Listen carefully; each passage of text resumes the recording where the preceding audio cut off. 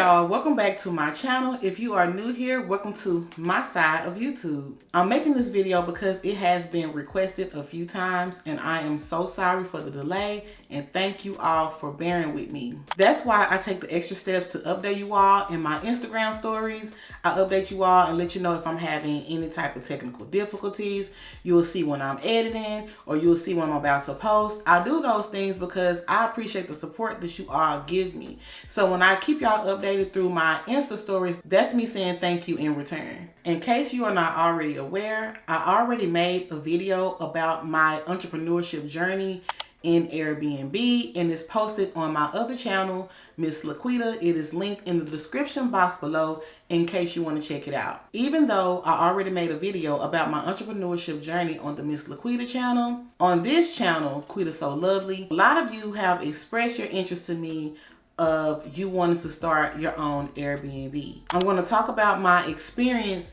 in hosting, and I'm also going to give you helpful info and tips throughout the video. Grab you a drink and maybe even a snack, y'all, because it may be a long one. So get comfortable, y'all, and let's chat and get into the video. I had already heard of the potential squatter problems that you could have by having a short-term rental, and despite me hearing those stories, I still went after it. There's no perfect business. You have good and you have bad in every business. I wasn't going to allow a potential squatter problem to stop me on my goal to have my own Airbnb. I just loved the Airbnb platform. I love to visit new cities, and I like the option of when I visit a new city that I can have an entire home to myself, opposed to getting a hotel and having to go past front desk people and just having like complete privacy. On my Miss Laquita channel, we went to Galveston and we stayed in Airbnb, and I gave you all a full tour of the place. This is like one of the cleanest Airbnbs I've ever stayed at. I just remember being there and just having like this feeling like, oh, I just want my own Airbnb someday. And every time we would visit a new place and go to a different Airbnb, I would just feel this like, I knew that I just had to get to it and get my very own. I started to get flooded with all types of ads about becoming an Airbnb host, all types of gurus saying buy their course, look at their free course. I kept getting those ads. Then I stumbled across Sean Rocketzeich. I signed up for his course, and he is definitely legit, by the way. I can assure you of that. Sean did not pay me to do this video. Sean don't even know me. I signed up for his course, but he doesn't know me. It wasn't like one-on-one mentorship. We have coaching calls and stuff like that, and I'm in a Facebook group, and you have access to the material, and the material was great. It was great, but I just want to give a disclaimer that I paid out of my own pocket. I paid for his course. I was all in before I signed up for his course. I already had my LLC, like my company was already formed before I signed up for Sean's course. Sean has so many videos on YouTube that will give you a lot of detail about rental arbitrage. He has 2 Facebook groups. He has a free group, and he also has a group that's private, but that private group is for the people who purchased his course. He also has a free course as well. In that free group, you might can find someone speaking about it in there. Of course, you can go watch his videos on YouTube, but the free course, the videos, I believe, are like more organized, like from A to Z. I will link the free group in the description box below. I need for you to perk your ears up for this. Listen, you do not need, well, I'm not gonna say you don't need, but you don't have to purchase a course to get started in Airbnb. There are plenty of people who did and did not buy a course on Airbnb and are doing just fine. I have a short-term rental business. There is no such thing as an Airbnb business, because I know we hear that a lot across social media. Airbnb is a marketing tool used to promote your units, your spare room, your basement, your unique experience. There are other sites out there just like Airbnb that you can use to market your company, like VRBO, which is formerly known as HomeAway. You also have Booking.com. That's why I said you don't have an Airbnb business, because it's just a site that you use to market your listings. You can do the same on other sites as well. You can even do the same on your own personal site to eliminate the middleman. Airbnb, VRBO, They are the middleman because you're using their site to promote your listing. A person books, they get a cut of that. So if you have a direct booking website, it eliminates that. It helps you to retain more booking revenue when people book your listing. It's very, very, very extremely important to go multi-channel and to not be fully relying on Airbnb for bookings. I have heard many times of horror stories. Y'all, I just realized I got somebody checking in today. Let me take care of that and send the door code and stuff. Okay, where I was at is that I have heard of horror stories of people, Airbnb accounts, getting suspended with no explanation. They don't know why their account got suspended. They call and try to find out. The agent talking about they don't know why their listing got suspended. Even your bookings, the bookings that you have upcoming, you don't have them anymore. Very, very scary situation. So definitely go multi-channel. Also have your listing listed on other sites so your money doesn't stop because you don't have Airbnb as an option anymore. Go multi-channel. Now, there are creative ways to get you into the Airbnb business. Some people buy an investment property, use the BRRRR method, the sub 2 method. Some people approach private landlords and pitch their business to get started in Airbnb, but it's a much larger investment than rental arbitrage, because if you approach a private landlord, most of the time the rent and the deposit is the same amount, and then you also still have to furnish the place. Now, if you do rental arbitrage, it's a smaller hit on the pockets. Rental arbitrage is a technique of you using other people's property by subletting. In rental arbitrage, you do not own the property. When you sublease, you're able to take the space and rent it out to a third party who would not be listed on your lease as a tenant. That is why if you decide to do this business, you have to inform the private landlord or the property manager of like that apartment complex. They have to know what you're using the space for. Do not, and I repeat, do not sneak and do this because it's not going to end well. You could find yourself in deep trouble because 9 times out of 10, it is written in the lease that you cannot sublet. Matter of fact, pull out your lease right now and look for a no subleasing clause. It's going to say subleasing or it might say sublet. It's going to tell you that it's not permitted. If they find out that you are using the space as a short-term rental, you run the risk of getting evicted. I've heard all the stories, y'all. I've seen it. They actually find the listing on the site and they approach you with it and tell you you have 24 hours to get out. My short-term rental is 100% legit. I have an agreement with the property management company that I'm using the space as a short-term rental, and it is permissible. Now, it took me some time to find my unit because, of course, I got some no's. You're gonna get no's. Whenever you get a no, you get closer to a yes. It's cliche, but it's very much true.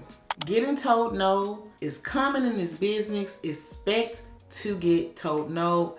You will have to get used to being rejected.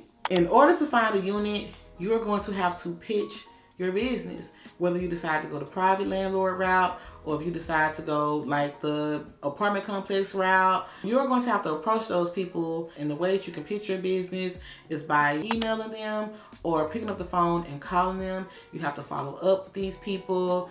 Those are the things that you have to do to get your business off the ground. And I would get so nervous, y'all, whenever I had to call these people. When I tell you my stomach would be in knots, heart feel like it's about to beat out my chest because I would be so nervous to make those calls. But I knew that if I did not have the guts to do it, that my business was not going to ever get off the ground. You have to get comfortable with selling your idea to people. You will have to research the area that you're looking to set up a short-term rental. The rent prices, you have to determine if the rent is too high. You have to crunch those numbers before just deciding that you're just gonna pop up with an Airbnb.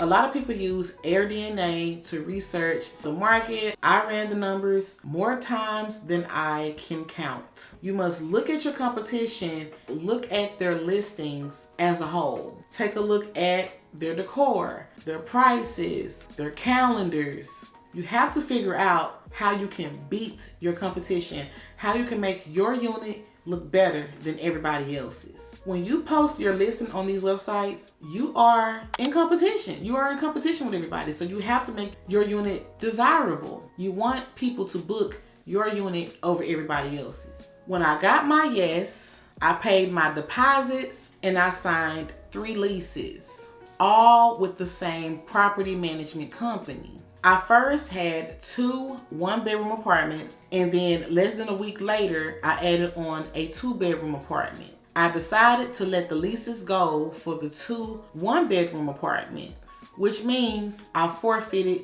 the deposits and application fees I paid for them. I felt that I was moving entirely too fast. Today, when I look back on that decision that I made, I know that I made the right decision. I'm content with it. I did post one of the 1-bedroom units in my Insta story. If y'all were following me around that time, you guys saw me post it, and it was a very, very beautiful apartment. I know y'all was probably wondering what happened to it. Yeah, I decided to let those 2 go. And I'm going to give you the reason why. I'm going to give you the rundown why. What happened is I had a reality check.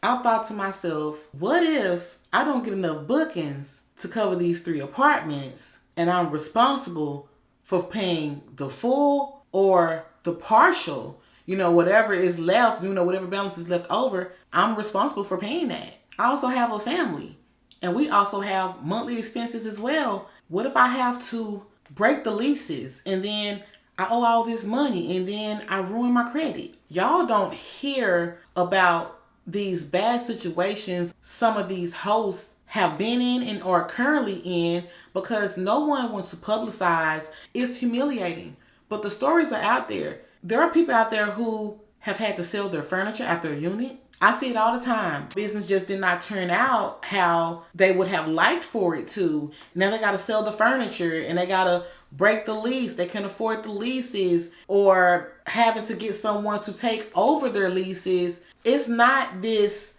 run off into the sunset story for all hosts. And that's why I cannot stand that all these ads are popping up and everybody are believing if I just get an Airbnb, that's going to just take my life to the next level. And all of a sudden I'm going to be making thousands of dollars. That's not true. Some of these hosts out there are going through it with multiple units performing poorly. And there are also some people out there who are killing it. Everybody's not experiencing the same low. But what I'm saying to you is just don't get off into the business just thinking that it's going to just be this beautiful thing. It can either be this beautiful thing or it could not work out. Just remember that there is always risk in business. Y'all are going to keep hearing me say risk, risk, risk, risk, risk, because it's true. It's true. There is a risk. The minute that you decide to become an entrepreneur, you have decided to take a risk. The risk was weighing heavy on my mind. It was starting to even affect my mental health because I just couldn't shake that I could have possibly just made a horrible decision starting out. I needed to pace myself and just, start out with 1 and just see how it goes, then add more units later on. I was constantly worrying about it not working out. And then the next moment I'll be like, but what if it works out? But then the next minute I'm like, but what if it doesn't? And it was just this back and forth. I felt this feeling for weeks. It was weeks because no one lived in the building yet and it was still under construction. And they started having some contractor issues, and that was bad for them, but I'm kind of glad that it happened because it bought me time. And with them having the contractor issues, the move-in date kept getting pushed back further and further. I'm so glad that it happened that way because I was able to undo my mistake. This is how I made the decision on if I should move forward with the 3 units I secured or should I get rid of 2 and keep 1. I asked myself this one question. If my business fail, can I afford for it to fail? That was my deciding factor. So I called the property manager up. I asked, could I keep the 2-bedroom unit and get rid of the 2 1-bedroom units? They agreed, but they said that I had to forfeit the deposits I paid and of course the application fees. And that would be a total, I'll tell y'all, and that would be a total of $850. And guess what I did? I forfeited it. Even though I lost $850, that stress lifted off of my shoulders. I'd rather lose $850 than to be stuck with leases and nobody's booking, and I can't afford to pay for these apartments, because with all 3 apartments together for a 12-month, 1-year lease, all combined, that is tens of thousands of dollars in a year. It's a lot of money. And that's just a risk I could not take. There were talks about a recession, like we are still hearing right today. My units will go live with slow season fastly approaching, when people do not travel as much. And I've heard a lot of the stories where people were like, they had to cover the rent because they didn't make enough money in bookings during slow season. And all I could think about is, I got 3 apartments, and what if I don't make enough money in slow season and I got to cover the rent for these apartments? I could not afford the risk of it not working out. All I could think about was putting myself in debt that I couldn't climb out of. My family comes first, and I do not regret that decision to this day. Looking back, I was making the wrong choice to start out with all 3. Let's talk about the monetary investment that I made. I found my spreadsheet that I made that have all the items listed for when I started my unit. And with the cost of all the items, I paid $6,500. And that's for a 2-bedroom apartment. That price also includes the first month's rent, and also the deposit that I paid to get the unit started, and like all the furniture, you know, all of that, just to get it off the ground and get it ready for my first guest. But shortly after my unit went live, I still made some more purchases right after that.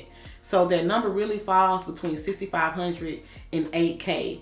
But even the range that I just gave you all, that don't include like the stuff that I still had to continue to buy throughout the duration of the lease, because I spent a lot on linens. A lot of people damage your linens. You have to replace the linens, and stuff come up missing. You have to replace it. That's just a part of the business. Like if you can't get it reimbursed through Airbnb support, then you're left with the bill. My unit went live in 2022.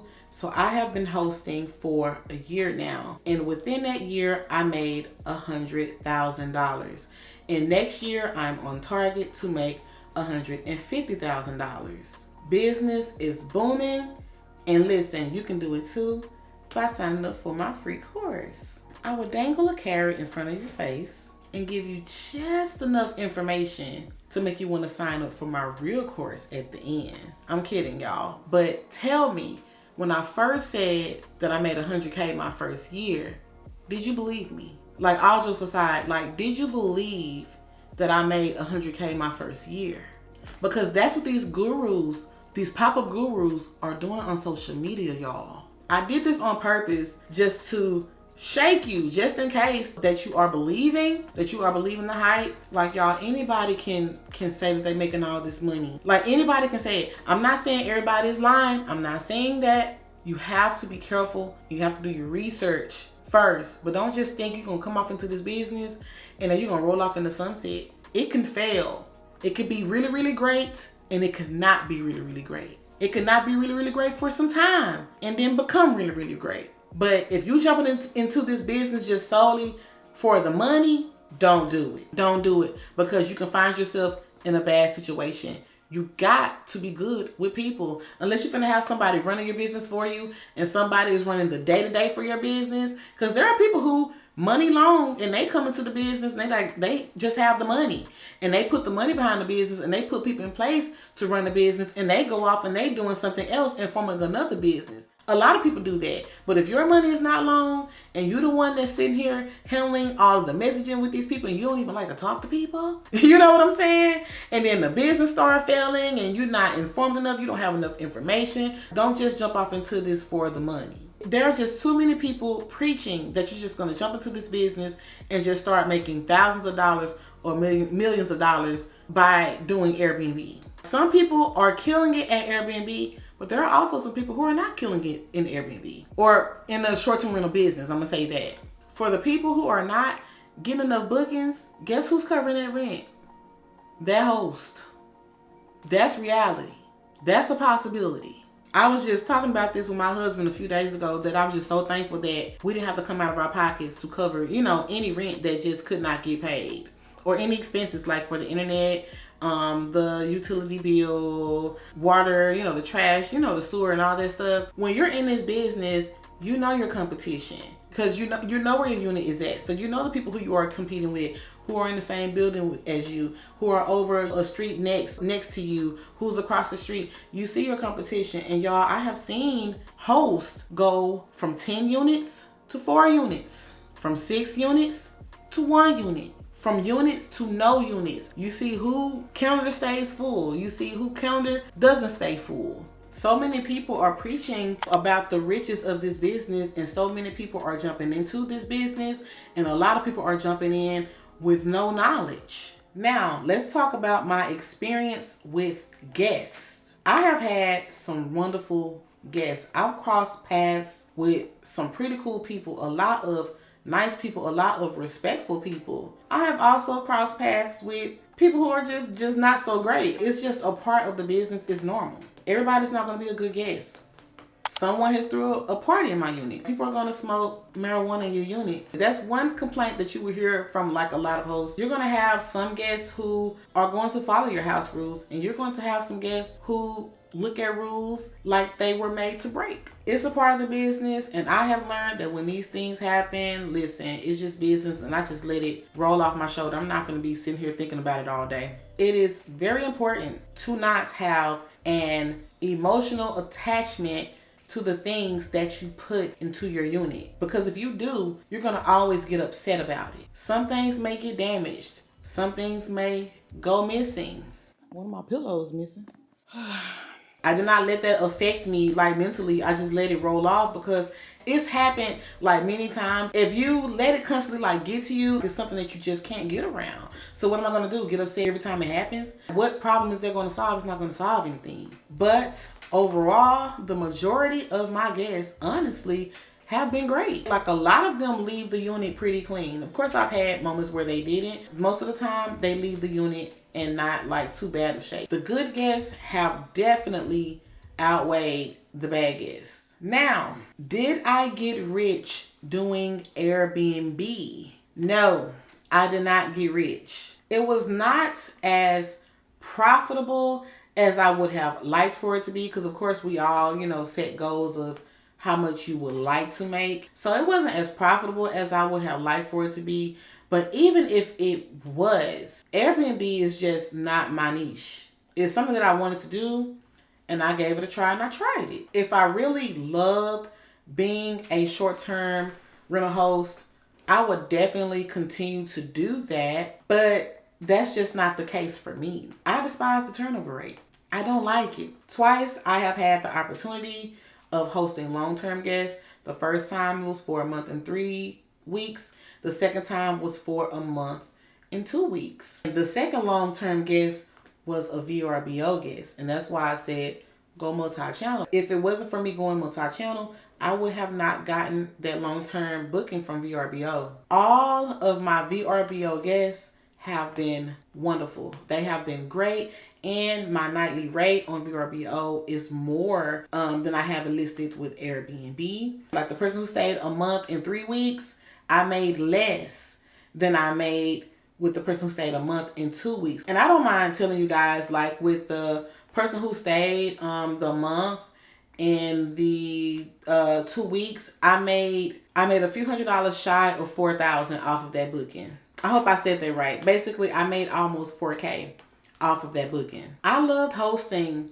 those 2 guests. They were my dream guests. I decided to model my business where I get to serve those type of customers. So I plan to market my business to the type of guests that I want to attract, which is why I decided to pivot and go into that direction. And I got that beautiful tip by booking a call with a pro in the business on clarity.fm, where you can get on-demand business advice. I'm not sponsored by Clarity. I'm just throwing you all like some information. Clarity is the truth. And that's a major gem that I just dropped. And if you found the information useful, like throw me a gem in the comment section. Give me a like. Give me something, y'all. Any business that you want to get into, you can find an expert and pay for business advice on Clarity. So the person that I did my call with, they charged by the minute. I paid like over $100. I know it was under $150, but like a little bit of like over $100 for 30 minutes of that person's time. And I just gave them a rundown like of my business, like background information, and I had my stuff outlined. I just didn't get on the call and just start running my mouth. That's not what I did. I had my stuff prepared so I can cover all the points that I needed to cover. I asked all the questions that I needed to ask. He gave me the business advice that I was seeking. He also threw in like some extra stuff, you know, just to help me on my journey. That 30 minutes helped me to put a plan of action in the direction of where I'm taking my business. That's how impactful that call was. It was money well spent. When I did that call with Clarity, that was last week. This is actually my second time using Clarity. And this is my second time speaking with the same person. The first time that I used Clarity, y'all, I used Clarity. I don't think I had my LLC yet. I'm not 100% sure. What I do know is that I did not have no Dunn's number. I know that because this is the person who put me on to Dunn and Bradstreet and told me to get a Dunn's number. I will say this, depending on the business advice that you are seeking, it will make sense to go with somebody local. If you are interested in flipping homes or something like that, and you know for a fact that this person that you're about to have this call with, they flip homes in your market. Well, this person knows your market, so it makes sense to, of course, after you have researched that person.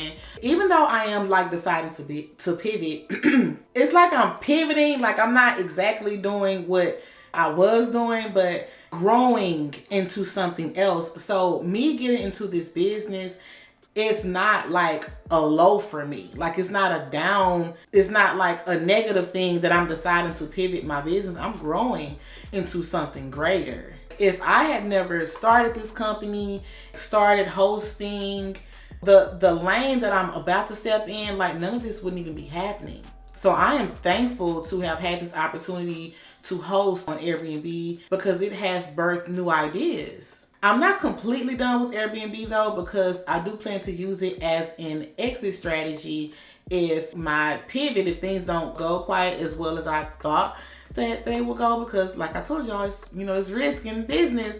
I'm not discussing in detail exactly what it is right now with my pivot. I'm not going too deep off into it because I want it to be a personal goal of mine. In past vlogs, I revealed to you all how I was working towards becoming an Airbnb host. You guys knew that before I even had an Airbnb. I regret making that proclamation because I always felt like I had to keep you guys updated about it. And it was just too much pressure on me. So this time around, I want to keep it to myself, my inner supportive circle. I want to hit my target goals and then come back and say like, look what I did. Be careful of these pop-up gurus that are coming up across your Instagram on a YouTube ad who are telling you that you're going to make millions of dollars, thousands of dollars in a few short months after becoming an Airbnb host or starting an Airbnb business. Be careful of that. There's a risk that you take the moment that you decide to start